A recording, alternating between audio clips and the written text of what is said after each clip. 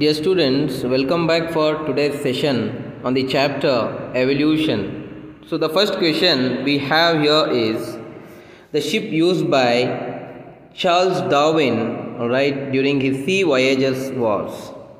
See, we are very well familiar with the name Charles Darwin. He is in fact called as the father of evolution. Here, dear students, in the year 1831, Charles Darwin got an opportunity to travel in the HMS Beagle. There's option A, HMS Beagle ship. In this ship, he went for a voyage, of world exploration. So here, very important to note that he did evolutionary studies, moving across various places, in the world through sea voyages in a ship called HMS Beagle. So among the given four options, you have to go for option A. That will be your right answer. Dear friends, second question we have here is fitness according to Darwin refers to. Here, whenever we talk about fitness, we come to talk about the evolution, my dear friends. Let me tell you that according to Darwin, here fitness, refers ultimately only to reproductive fitness. He is not talking about the physical fitness or any other type of fitness. He is prominently talking about the reproductive fitness. Then further, my dear friends, those organisms which are fit in an environment, please note the point, who are fit in an environment, have more progeny than others. The organisms which are fit in the environment will produce more progenies, or offsprings. That is what Darwin is referring to here. And furthermore, my dear friends, let me also tell you that, therefore, survival of organisms here, they need to reproduce. If for their survival, they should be selected by nature. Whoever is fit, those organisms will be selected. Fitness here basically, as I told, refers to reproductive fitness, my dear friends. Now, he called it as what? Natural selection, my dear friends. And implied a mechanism for evolution. So the right answer which you have to go for here is reproductive fitness of an organism. Option D is correct. Then further, my dear friends, next question we have Alfred Wallace worked in. See, Alfred Wallace, simultaneously he was working on evolutionary aspects, when Darwin was also working on the same, So Darwin basically worked in Galapagos Islands, my dear friends, but Alfred Wallace worked in Malay Archipelago. Note this point. This is one important aspect. And further, let me tell you that he came to similar conclusions, like Darwin, how he performed his experiments. In a similar way, Alfred Wallace also performed the experiments on evolution. So both did their work independently on the evolution. But anyway, here as the question says, Alfred Wallace, where did he work? So he worked basically in Malay Archipelago on his evolutionary studies. So please go for option C. That will be your right answer. Then, my dear friends, we have fourth question here. The preserved fossil remains of Archaeopteryx shows that, Now, what is this Archaeopteryx? This Archaeopteryx is considered as a missing link, So between the reptiles and birds, between the reptiles and birds, my dear friends. So it's a missing link between these two. Remember that. And further, let me tell you that the Archaeopteryx possesses both the characters of reptiles as well as the characters of aves or the birds. So among the given options, alright, we need to go for option 2, that is reptiles gave rise to, alright, birds, alright, during Jurassic period, alright. Anyway, so Archaeopteryx is linked to that period, my dear friends. Then we have the next question here. Evolutionary convergence is characterized by, alright. See, my dear friends, here you see that development of similar, alright, functional structures,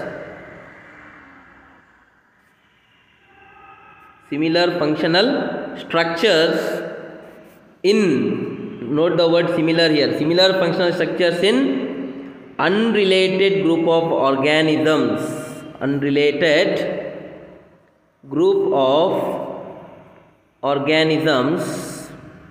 is what we call it to as, alright, convergent evolution. Note the point. Convergent evolution means to say that, the similar functional structures are present in the unrelated group of organisms, my friends, alright. So here, alright, examples are, say for convergent evolution you can give examples as wings of, alright, butterfly, alright, wings of butterfly as well as wings of birds, alright. You can give examples for convergent evolution, or you can also give examples as what, eyes of octopus and mammals. Okay, let me give you some more examples here. Even you can consider eyes of octopus, alright, and mammals. This is also, alright, convergent evolution. It shows convergent evolution, my dear friends. So they are similar adaptive functional structures, but organisms are different. Octopus is different when compared to mammal, my friends, but they have adaptive similar structures called as eyes. That's very important to note here.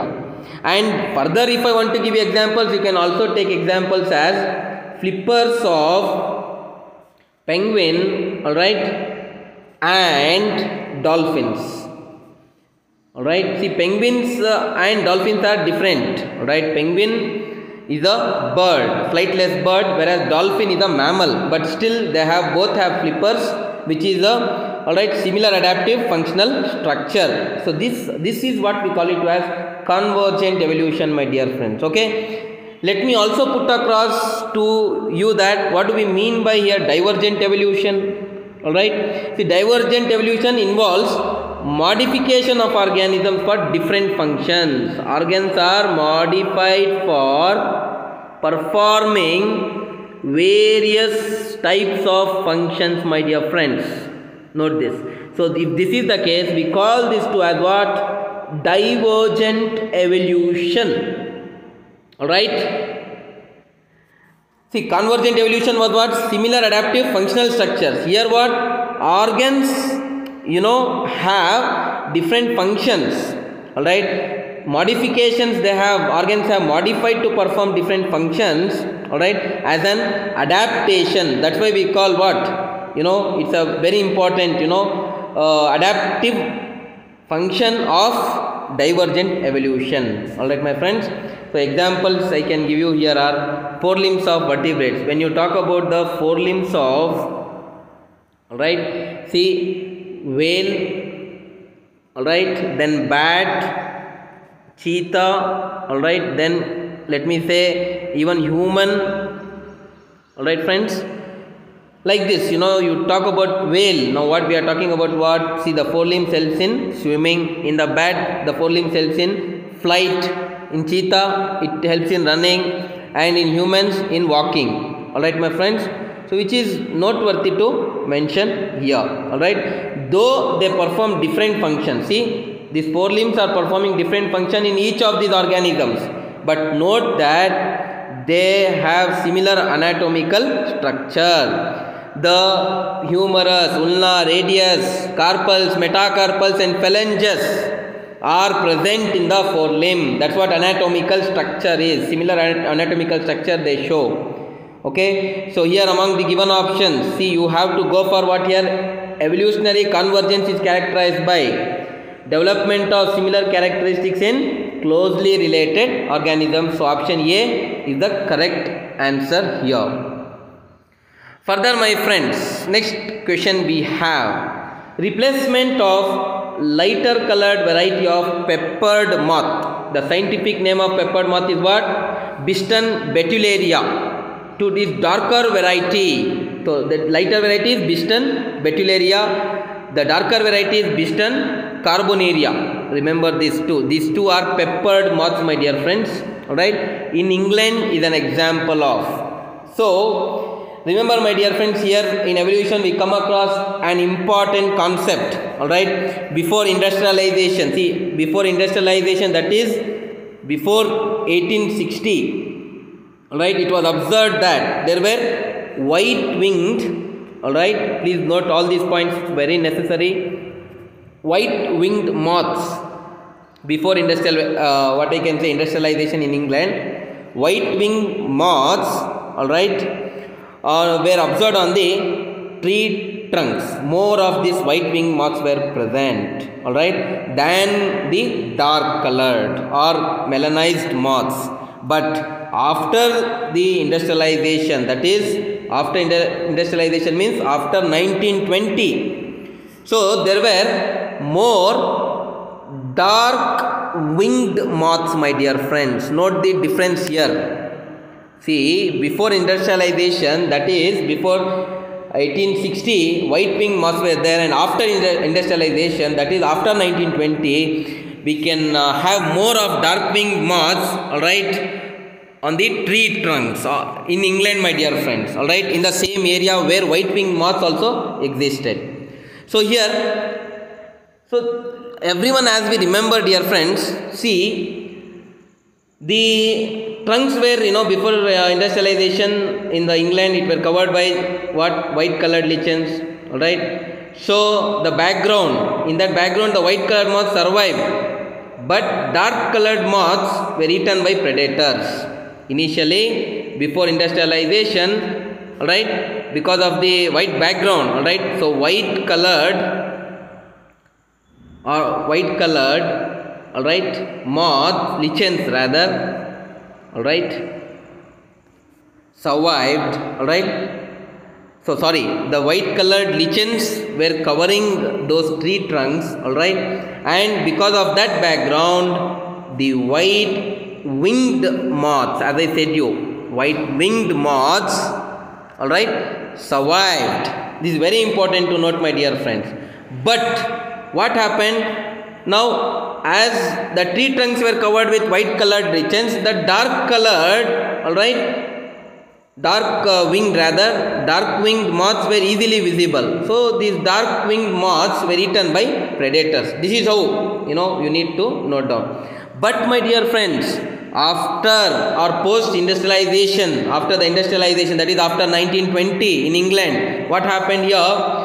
The smoke and soot from the industries, the smoke and soot. So see, soot is, alright, the dark smoke, alright, the brown is the dark smoke, alright. So this covered the tree trunks, my dear friends, due to which what happened here now, alright, the trunks tree trunks became very much dark, alright. And now note the point, dark winged moths, alright, dark winged moths, alright, survived, because here now white colored lichens, of course, which were present, they were not present now because in pollution environment white colored lichens are absent, alright, and moreover the background now was dark because of the smoke and the soot. So these dark winged moths were not visible, alright, and it is obvious that now white winged moths will be visible. So that's what happened, my dear friends. So now white winged moths became the catch of the predators.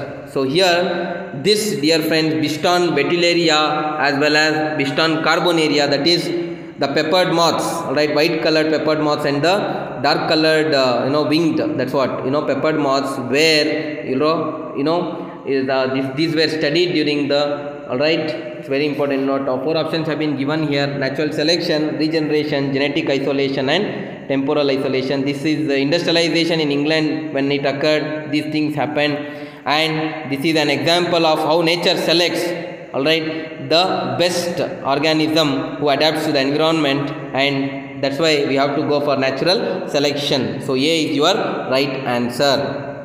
Then, dear friends, which is not a vestigial organ in man? Next question we have, which is not a vestigial organ in man. See, what do we mean by vestigial organs? The organs, alright, which were present, alright, in the ancestral form and were functional in ancestors, but which are not functional now. Alright, my friends.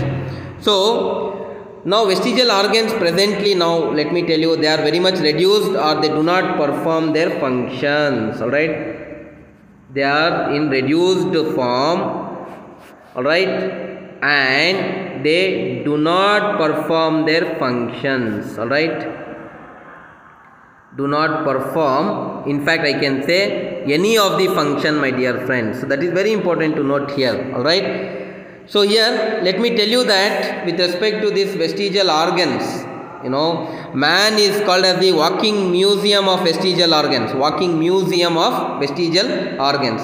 Anyway, see here the right answer is nails. Alright, nails are not vestigial organs in man. Alright, whereas initiating membrane, alright, tail vertebrae as well as vermiform of appendix, all these are, alright, believed to be the remnants, are believed to be present even in our ancestors, are present in our own body as well, but they are not, they are reduced or they are highly non-functional. Alright, those type of organs are called as what? Vestigial organs.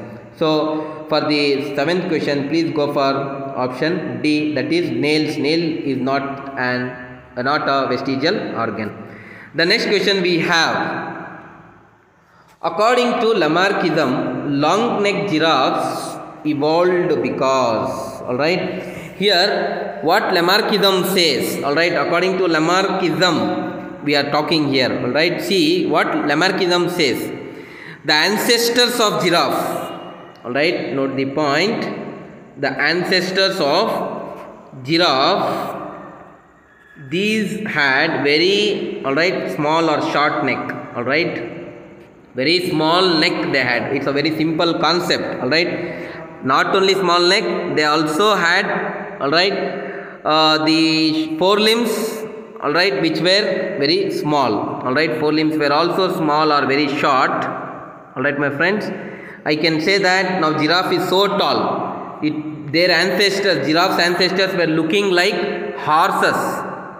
Alright, today you can find horses in a similar manner. According to Lamarckism, horses, the giraffes look like horses according to Lamarckism. Now going by that, if we consider, alright, see here, when, alright, these giraffes, when they resided in places with no surface vegetation, alright, there was no surface vegetation, therefore what they had to do, they had to stretch their necks, and forelimbs to get the leaves as their food. Alright, my friends, so this slightly led to the elongation of the neck and the forelimbs and other body parts. Alright, my friends, this is what the Lamarckism is explaining here. And whatever these characters, let us say for example in one generation there was some, alright, increase in the neck, alright, length, the same continued to be in the next generation, which were forwarded to the next generation through the genes. Alright, my friends, this is what the Lamarckism explains, my dear friends. Alright, this is how it is said that the giraffes have longer now necks, limbs, only because they stretched their necks, alright, their ancestors, and due to which to fetch the leaves from the tall trees. By doing so, what happened? They obtained a character of long necks, and the same character is forwarded to the many generation. This is what the Lamarckism explains. So among the given options, you have to go for option D, that is of stretching of necks over many generations by short necked ones. Alright, so that is your right answer. Dear friends, the next question we have here is, human population grows in geometric ratio while food materials increase in arithmetic proportion. See, this is one of the very fine statement in the evolution, alright, which was given by, alright, 4 options have been given. We need to identify which among these personalities, alright, gave this statement. Alright, it's very clear. Alright, here there is one scientist called Malthus. He in the year 1798, alright, put across a theory of, alright, human population growth. Theory of human population growth. Alright, wherein, alright, this theory of human population growth, which was given by Malthus in the year 1798, states that human population grows in the geometric ratio, whereas the food materials increase in the arithmetic proportion. So we have to go for option 4. That will be our right answer. Then my dear friends, question number 10 we have, Darwinism explains all the following except. See, among the given 4 statements, we need to identify which of these statements is not related to the Darwinism theory. Let us understand each one of it. Offspring with better trait that overcome competition are best suited for the environment. That's the first statement. Alright. So, okay, second statement, that's correct. Actually, Darwin says that offsprings, if they are adjusted to the environment, adapted to the environment, alright, they definitely, when they overcome the competition from the other species, they are definitely best suited for the environment. That's one of the important principle of Darwinism. Second statement, let us understand. Variations may or may not be inherited from parents to the offspring through genes. Yes, my dear friends, see, according to Darwin, variations will be definitely inherited from parents to offspring, but the given statement here is what? May or may not be inherited. So we cannot go for this option. Alright, so option B is the one which is not pertaining to the Darwinism. We have to go for option B. Then C, we have here, within each species there are variations. Alright, so remember, according to Darwinism, this statement is also true, my dear friends. Alright, then we have fourth statement, organisms tend to produce more number of offsprings than can survive. Yes, alright. See, in most of the cases, as was said by Darwin, more than, of course, there, organisms, they are producing more number of offsprings, alright. So that's also, an important, among the principle called the fitness, alright, especially consider the reproductive fitness, that also a part of Darwinism. So among the given statements, the option which is not pertaining to the Darwinism is option B, that is variations may or may not be inherited from the parents to the offspring through genes. So please go for option B, my dear friends. Next we have single step large mutation leading to speciation is called single step, alright, large mutation. Mutation is what? The sudden heritable permanent changes which occur in the genes generally. Alright, the mutation can be through physical means, chemical means, or even through biological means, which we are already well familiar with.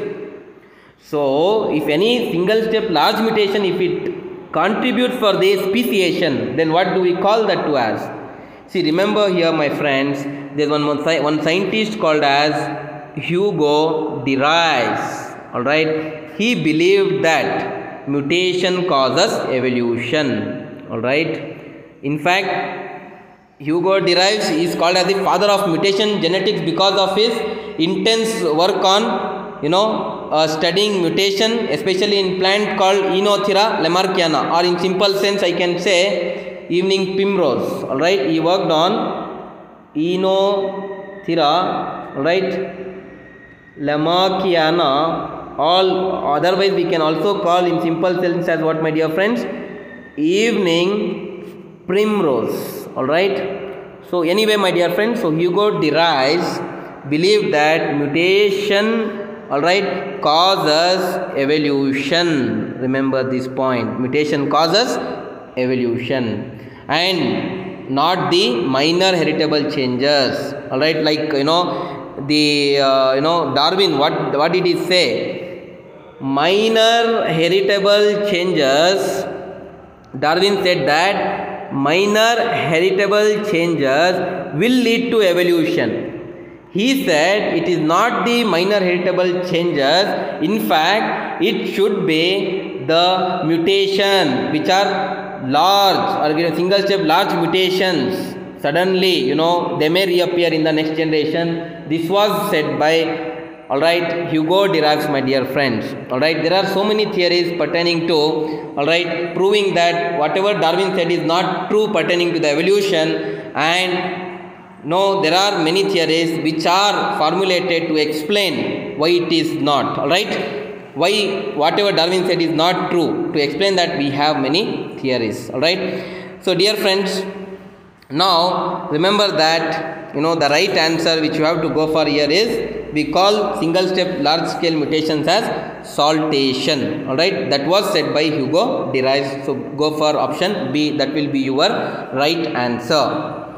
Then, dear friends, the next question we have here is, at a particular locus frequency of allele A is 0.6, all right, allele A, and then allele small a is 0.4, the frequency, my dear friends. All right, in a particular locus in a chromosome. All right, locus means a particular region, all right, in a chromosome. So what would be the frequency of heterozygotes in random mating population at equilibrium? Here, my dear friends, see, always remember, whenever we are talking about this, all right, one thing comes to our mind, the Hardy-Weinberg principle. Whenever the two allele frequencies have been given, you should always go for the Hardy-Weinberg formula. All right, remember that.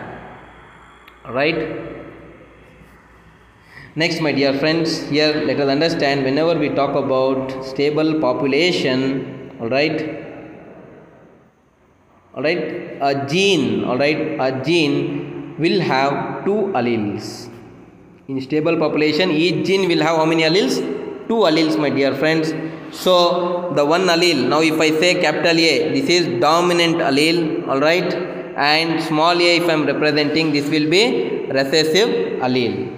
So, all right. So now let me come to the question. If the frequency of A, all right, is P, if we consider the frequency of A as P and the frequency of small a as Q, all right, then frequencies of three possible genotypes, that is, see, we can have three possible genotypes, that is capital A, capital A, capital A, small a, and small a, small a. These are the all possibilities of capital A and small a, that is the genotypes. All right. So this can be expressed by Hardy-Weinberg equation. So the Hardy-Weinberg equation is what? P square plus 2pq plus q square is equal to 1. All right. So remember, my dear friends, whenever two alleles frequencies are as, all right, we need to go for Hardy-Weinberg principle. The Hardy-Weinberg formula is what? P square plus 2pq plus q square is equal to 1. Now here P square, dear friends, here represents the frequency of homozygous dominant individual, that is capital A, homozygous dominant, and we have 2pq. So this says the frequency of heterozygous individuals, that is capital A and small a, and q's we have, right. So we have now, okay, anyway, we have to now go for, all right, now we know that by going by this statement, now as I said A, if we take it as P, so it will be P is equal to 0.6 and small a as what, 0.4, then Q is equal to 0.4, which is given in the question. Now therefore 2pq, alright, we need to solve, that is the frequency of heterozygote. What is 2pq? It is the frequency of heterozygote, alright. Now, alright, that is equal to, now you have to do it, 2pq, right. Now we need to calculate what here? Frequency of heterozygote. So frequency of heterozygote is what? 2pq. So now 2pq, that means 2 into p is how much? 0.6 and q is 0.4. So 2 into 0.6 into 0.6 will be 0.48. The 0.48 is the frequency of the heterozygote, alright. So the answer here you have to go for is option D, alright, that will be the correct one. Dear friends, the next question we have here is Hardy-Weinberg equilibrium, alright, is known to be affected by gene flow, genetic drift, mutation, genetic recombination, and see, in fact, Hardy-Weinberg is affected by 5 important factors, alright, remember that. So what Hardy-Weinberg principle describes, that in a population, alright, what happens when there is no evolution, generally, alright, describes a theoretical situation in which a population is undergoing no evolutionary change. Population is undergoing generally no evolutionary change. If there is no evolutionary change at all in a particular population, alright, that particular concept is what we term it as the Hardy-Weinberg principle, my dear friends, alright. So now anyway, alright, 5 factors, alright, 5 factors are there which we need to consider, as 4 are already given there, alright, that is gene flow, genetic drift, mutation, genetic recombination have been given. The one more most important among all the 5, that is natural selection. The nature selects the fit and the best individuals who can be fit to survive in a particular environment. Natural selection, which is an important factor in Hardy-Weinberg equilibrium. So go for option D, my dear friends, alright. So single step large scale mutations are called what I can say, saltation, which you are very well familiar with, and evolution and limiting factors are also the other important concept, but pertaining to evolution but not pertaining to Hardy-Weinberg equilibrium. So please go for option D. Then my dear friends, the next question we have here is identify the correct arrangement of periods of Paleozoic era in ascending order, alright, ascending order we have to go, my dear friends, that is the periods of Paleozoic era, alright, when we talk about geological time scale. So remember, Paleozoic era is the era of ancient life, alright. In the ancient life we could find the Paleozoic era, my dear friends, alright. So and further, let me tell you the correct order here of periods of Paleozoic era will be, first will be the Cambrian period, alright, that is B, Cambrian period, then followed by, alright, Ordovician. See, Ordovician here refers to what is one of the age, it's a period where it is considered as age of invertebrates, alright, it is considered as what? Age of invertebrates, my dear friends, alright. Then we have Silurian, alright, followed by, alright, Devonian. Devonian here refers to age of fishes. See, the Devonian period indicates what, my dear friends? It's the age of fishes, alright. Then further, my dear friends, after Devonian there is Carboniferous. Carboniferous means here Carboniferous period was dominated by, alright, Carboniferous was dominated by the amphibians, my dear friends, alright. So this is one important aspect. Anyway, then we have Permian period, alright, that is the last period in the Paleozoic era. So you have to go for option B, that will be your right answer. Then my dear friends, we have The extinct human ancestor who ate only fruits and hunted with some what I can say stone weapons was. See here, remember that Australopithecus, option B, Australopithecus, these ancestors lived where in the East African grasslands. They lived in East African grasslands, my dear friends. So when almost about 2 million years ago, which is a very long period, 2 million years ago, according to the evolution, 2 million years ago, in East African grasslands we could find the Australopithecus. These Australopithecus, they hunted with stone weapons, but they, essentially the major food component of these Australopithecus was fruit, my dear friends. Alright. Now, few more important aspects if I want to tell about Australopithecus. Let me say that they were around 1.5 meter high. Their brain capacity, was around 500 cc, and they had erect posture, and bipedal locomotion. Bipedal locomotion. So these are some of the important characteristic features which the Australopithecus possess. So anyway, it is now extinct, my dear friends. The gene pool is completely lost from the earth. If it is the case, then we refer that to as what? Extinct. So the right answer here is what? The extinct human ancestor who ate only fruits but hunted with stone weapons was what? Australopithecus. So please go for option B. That is your right answer. Then, my dear friends, next we have one of the oldest, best preserved and most complete hominid fossil, commonly known as Lucy, belongs to which genus we need to understand. See, in the year 1981, a scientist of great personality called Donald Johanson, he found a 3.2 million. In the year 1981, my dear friends, he found a 3.2 million years old skeleton. This skeleton, was of a female human ancestor. Remember this.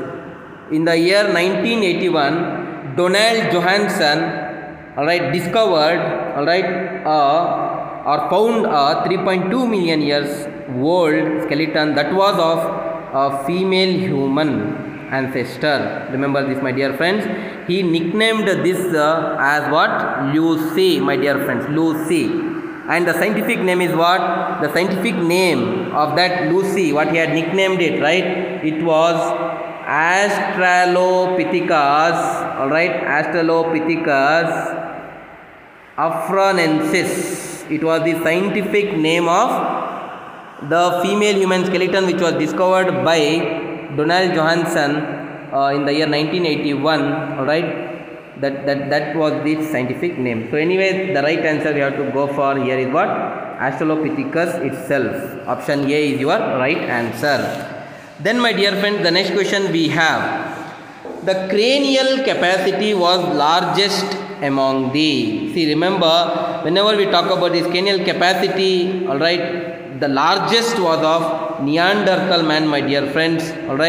So which was around 1400 cc, was the brain capacity of Neanderthal man. And okay, let me also tell you about the other options. First we have Peking man. So Peking man had a brain capacity of 850 to 1100 cc. Then Java ape man, he had a brain capacity of 800 to 1000 cc. And finally, we also have what? African man. This African man had a brain capacity of around 500 cc. Among the given options, if you look, 1400 cc, which is a very huge brain capacity, which was present in Neanderthal man, and the right answer is option D itself. see the lowest among the given options is of African man, which was just 500 cc. The more the cranial capacity, the more the smart work will be done by these ancestors. All right, fine, my dear friends. Next question we will move to 18. Study of human evolution is called. 4 options have been given: archaeology, anthropology, pedigree analysis, and chronobiology. See, my dear friends, the study of human evolution is called as archaeology. All right. So this archaeology deals with the study of human history. All right. Human history through what? Excavation of sites. Generally through excavation of sites. Many sites have been excavated, all right, and studied, my dear friends. All right. So that is option A is the right answer. The study of human evolution is called archaeology. Anthropology is also present, my dear friends. Anthropology here, all right, is not concerned, all right, here at all right. So next we have pedigree analysis. We are also well familiar with pedigree analysis, which is a study of inherited traits, all right, among the group of related individuals, right.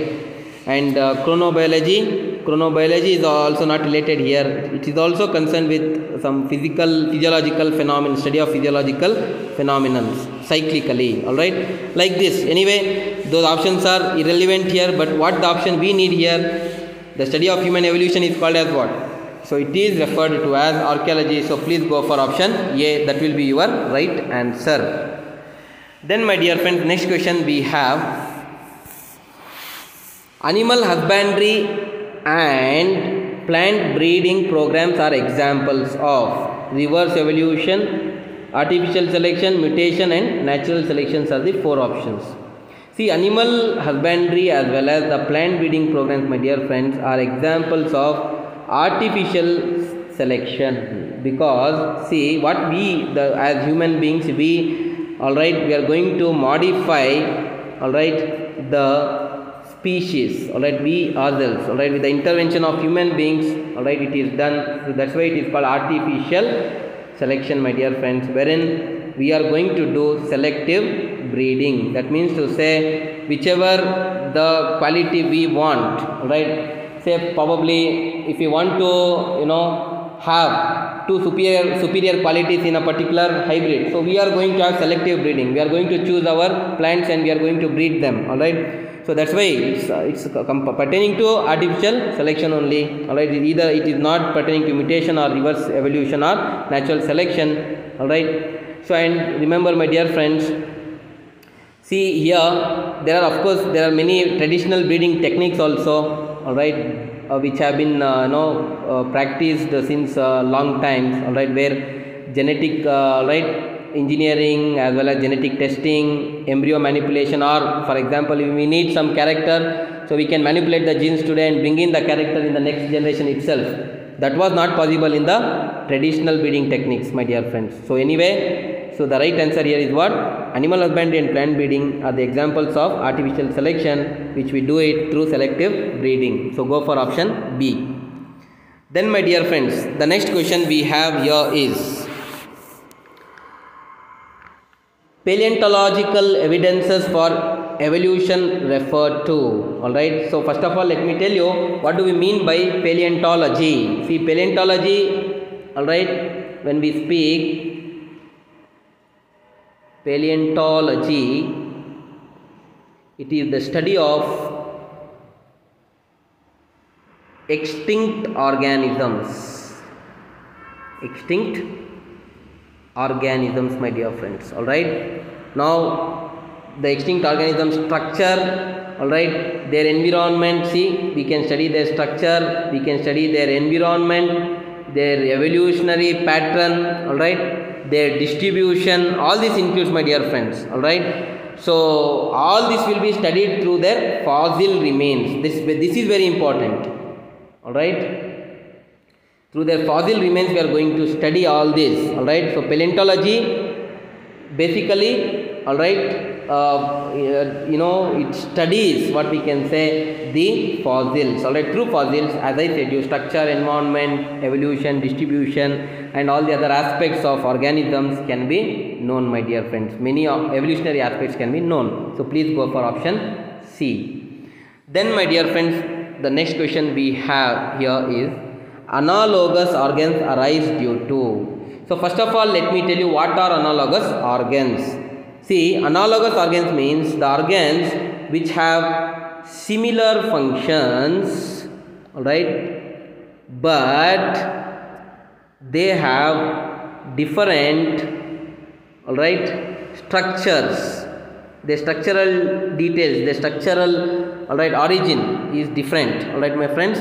So those type of organisms, in simple we can say the organisms which have similar functions but different structures are referred to as what? Analogous organs, my dear friends. Alright, and remember, these analogous organs, whenever we are talking, we are always referring to what? The convergent evolution, because analogous organs are the result of convergent evolution. And one more, we have homologous organs. Alright, what are homologous organs? See, homologous organs is opposite to analogous organs. That means the organisms which have different functions, alright, but similar structures, alright, that is what in simple we can refer it to as what? The homologous organs, my dear friends.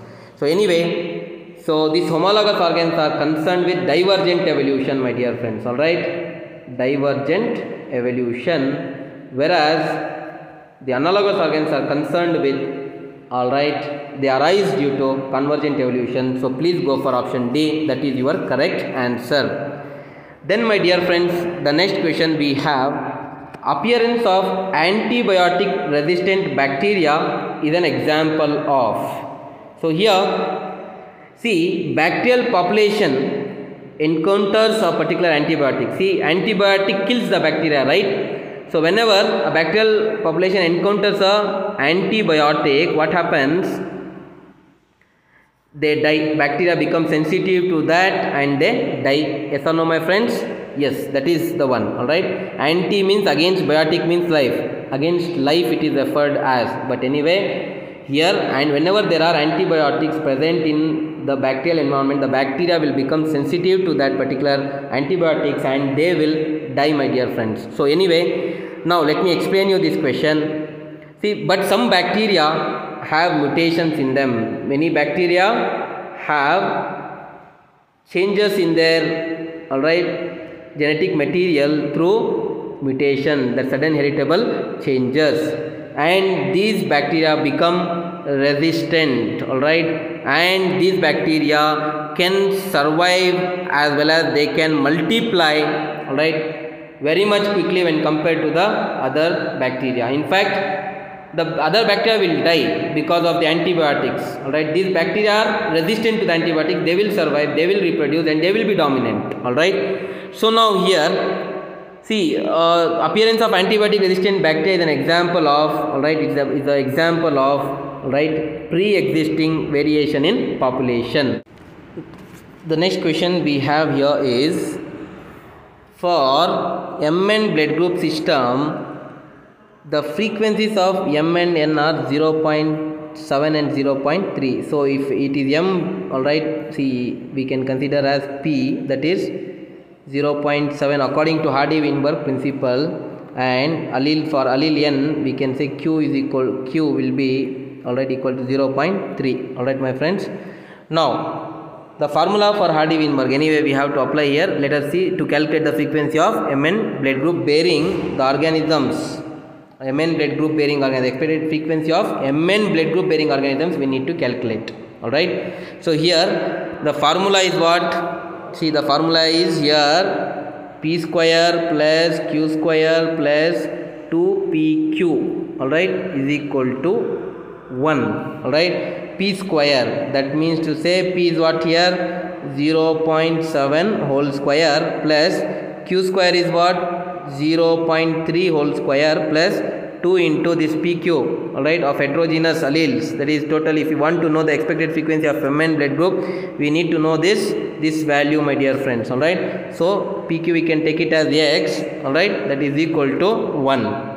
Now 0.7 into 0.7 would be 0.49, alright, plus 0.3 into 0.3, 0.09, plus 2x is equal to 1. Now you do the addition for these two, the alleles values. So 0.49 plus 0.09 will be 0.58, alright, plus 2x is equal to 1. Now we can, to calculate now what we need, this x we need now, or PQ value we need, alright, that will give us frequency of Mn blood group, alright. So we can take 2x towards the left hand side, that is equal to, so what happens here, 1 minus 0.58. So that would be approximately 42%, my dear friends, alright, 42%. So the right answer is option A itself, that is 42%. Then my dear friend, the next question we have here is, which type of selection in industrial melanism observed in moth Biston betullaria? So remember, alright, here there is the directional selection, my dear friends. Directional selection, whenever we speak of directional selection, so here population changes towards one particular direction. Population changes only towards one particular direction. That's what we call directional, alright, selection, my dear friends, alright. So this is one important aspect. And further, let me tell you what do you mean by this, the population following one particular direction. That means to say that the selection favors small or large size individuals, alright. So the selection favors the large, alright, or small size individuals, and individuals of that type will be present in the next generation. Alright, I hope you understood this. One particular direction means to say that in this type of selection, alright, it favors small or large size individuals. It can be both small or large individuals, alright. And remember that these, right, and more individuals of that type, whatever, whether large or small, in the coming generation also it will select, but in one particular direction, alright. So here, my dear friends, examples you can take for this directional selection as DDT resistant in mosquitoes. DDT resistant mosquitoes you can go for, alright, or one directional, alright. We call directional selection here. So examples are DDT resistant mosquitoes, and also, my dear friends, industrial melanism which occurred in England, alright, in peppered moth, right. And also you can consider evolution of giraffe, alright. All these in one direction only we consider, my dear friends, whether it is small or long, that's the secondary, but the evolution will occur in one particular direction. So here the answer should be directional. It is directional. Biston betullaria, when you are talking moth, we are talking about industrial melanism, alright. So we are talking about peppered moth, and it is an example of directional selection. So go for option B.